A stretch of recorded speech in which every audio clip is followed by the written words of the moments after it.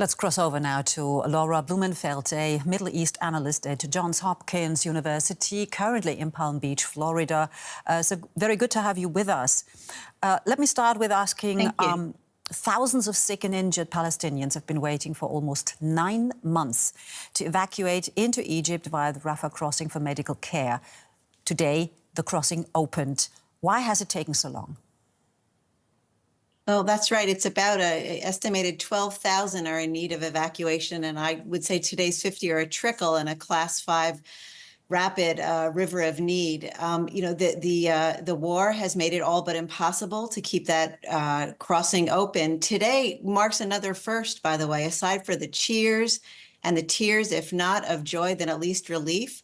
The other first thing that happened today is the Palestinian authorities return to that crossing. Until now, first Hamas controlled the crossing, where Israelis had charged that weapons were being smuggled across, and the cement that built the tunnels and other armaments, which the Hamas used to terrorize Israelis.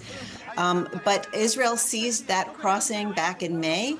And today we saw for the first time cooperation between the Israelis, the Egyptians, and the Palestinian Authority was on site stamping passports.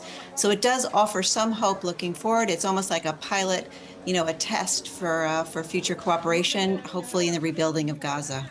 So you mentioned collaboration there between the different factions, but some of these Palestinians with sick children going into Egypt, we also heard it in the report just now, they're concerned that they won't be allowed to return to Gaza. Are their concerns valid?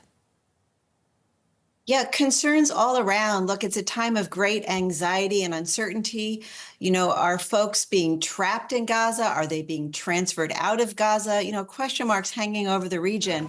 The other sad thing about today, opening up that crossing as it was stipulated in the ceasefire negotiations between Israel and Hamas, that signaled that the last living women hostages, the Israelis who are being held there in Gaza against their will, have now all been returned, which is kind of an indirect confirmation that Shiri Bibas and her 2 young children, those babies that were kidnapped from Israel back on October 7th, are almost certainly been murdered in Gaza. Mm-hmm. So again, everything is kind of mixed here. We're going to take, the good with the bad, because that's the only way we can find our way forward.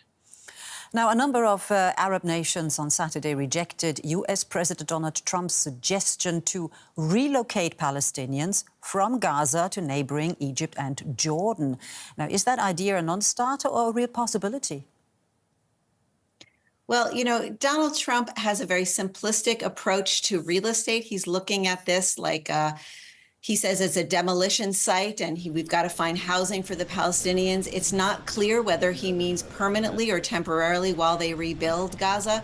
But what's clear is that it's a very complex situation, far beyond a simple real estate. In the Middle East, land isn't simply dirt. There's the sense of the Holy Land. There's the sense that the ground actually can have a soul. I remember sitting down with a leader of Hamas, Mahmoud Zuhur, in Gaza years ago. And I once said to him, why would you oppose a 2-state solution? Why not divide the land?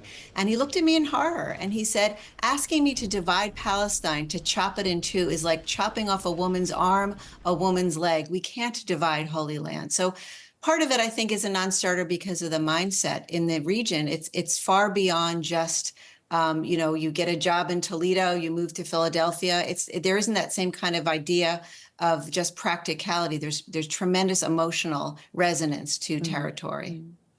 Now, since the start of the ceasefire, we have seen the release of Israeli hostages. We have seen the release of Palestinian prisoners.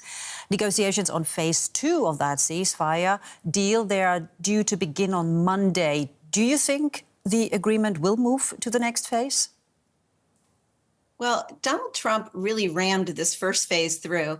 I have some confidence because his approach is America first, which means Americans first. And although today Keith Siegel, who's from Chapel Hill, North Carolina, he was released, 65-year-old, brought back into the crying arms of his 3 daughters and his wife.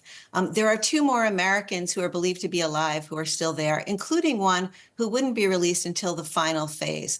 So Trump prides himself on delivering. That's what he's all about. And so I do think he's going to do everything he can to deliver. And of course, Israeli Prime Minister Benjamin Netanyahu is heading to Washington to meet US President Donald Trump. What will you be watching for? Short answer, if you would. Well, I watch for the look on Netanyahu's face because I think it's going to be a nervous smile, not a smile of relief. It's kind of a be careful what you wish for. There's no friendship between Trump and heads of state. It's all fear and flattery.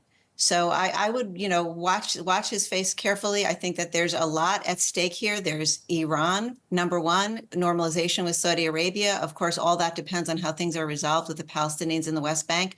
How do you square that circle? You might just have to call the circle a square.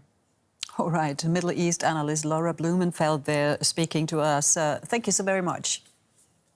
Thank you.